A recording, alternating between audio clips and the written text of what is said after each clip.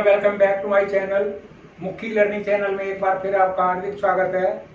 आज के इस सेशन में हम डिस्कस करेंगे बिल्कुल बर्निंग टॉपिक, वो है ओपीएस, एनपीएस और यूपीएस।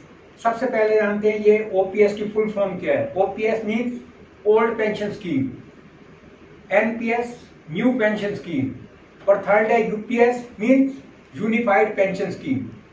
ये बिल्कुल लेटेस्ट टॉपिक है और जितने गवर्नमेंट एम्प्लॉइज हैं, चाहे वो ओल्ड है या न्यू है, ये दोनों को ही पर्टेन करता है। ये टॉपिक ना केवल इंफॉर्मेटिव है बल्कि एजुकेटिव है।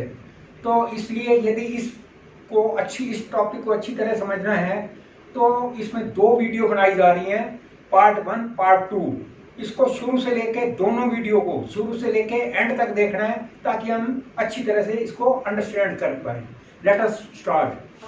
सबसे पहले हम बात कर रहे हैं पेंशन।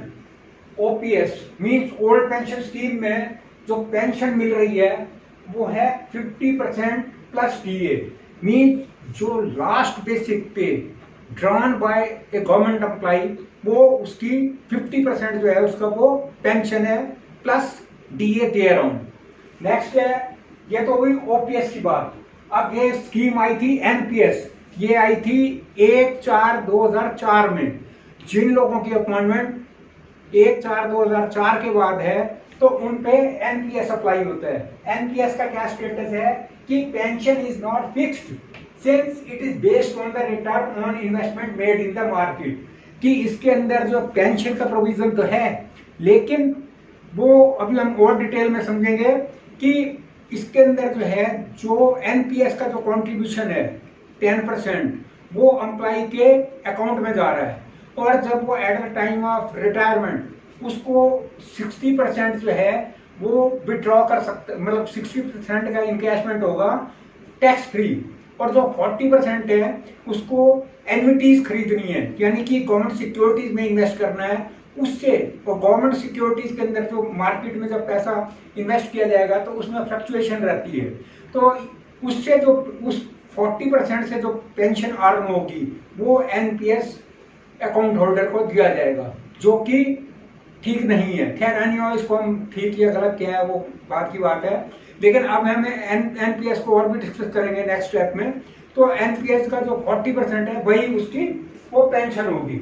नेक्स्ट है यूपीएस में क्या है, यूनिफाइड पेंशन स्कीम के अंदर average 50% plus DA for the last 12 month. अब ये समझने वाला पॉइंट है यहाँ पे, वर्ड एवरेज मींस कि किसी गवर्नमेंट एम्प्लॉय ने यदि उसकी जो बेसिक पे है पूरे साल, पिछले साल जो उसने ड्रॉ करी है उसका एवरेज निकाला जाएगा, यानी कि जितनी वो बेसिक पे पूरे साल के अंदर है उसको 12 पे डिवाइड किया जाएगा।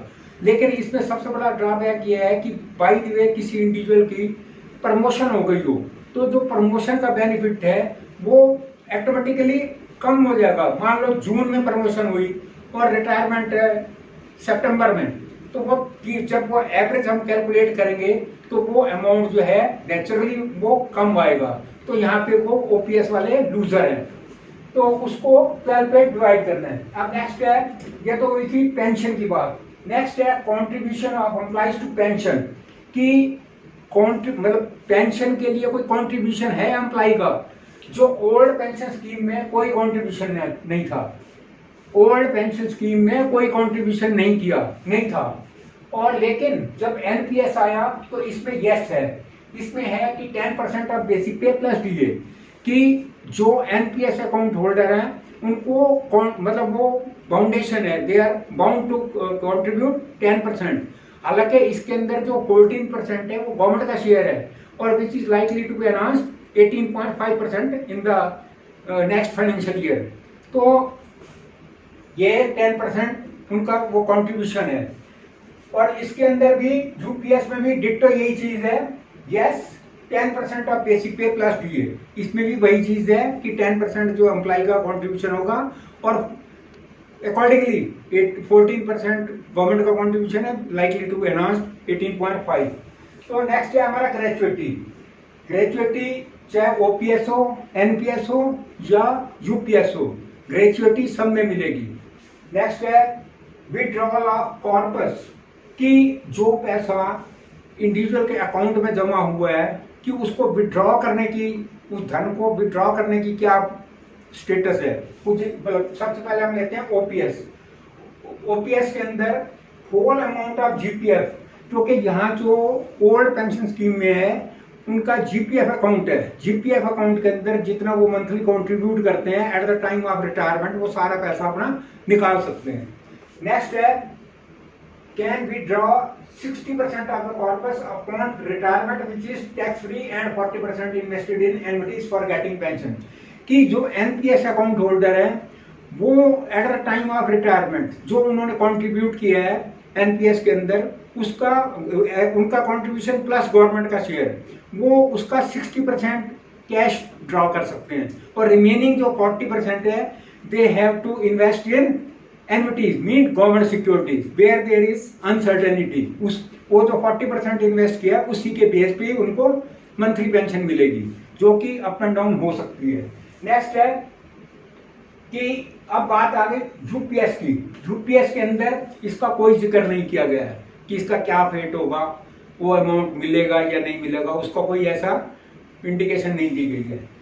नेक्स्ट है जीपीएफ। अब ओपीएस के अंदर ओल्ड पेंशन स्कीम के अंदर जीपीएफ है, और ना तो वो एनपीएस में था ना ही यूपीएस में है। नेक्स्ट है हमारा इन्फ्लेशन इंडेक्शन।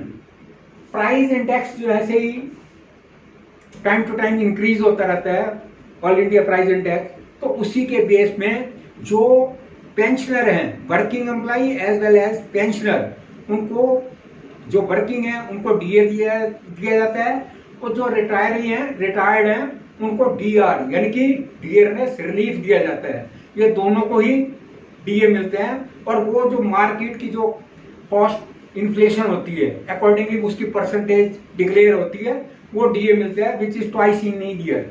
साल में 2 डीए मिलते हैं, 1 जनवरी में 1 जुलाई में।